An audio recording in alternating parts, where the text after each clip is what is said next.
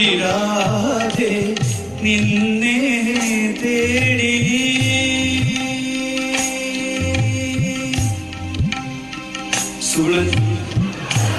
എന്ന ചെറുപ്പക്കാരന്റെ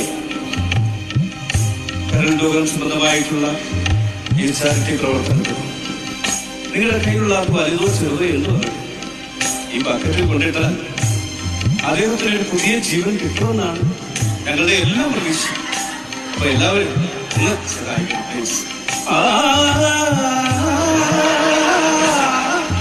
ഇത് ഒരിക്കൽ കൂടി ഞാൻ പറയുകയാണ്, അത് ചെയ്യുന്ന നിങ്ങൾ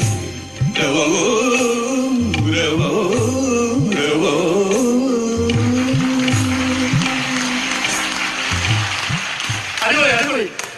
താങ്ക് യു.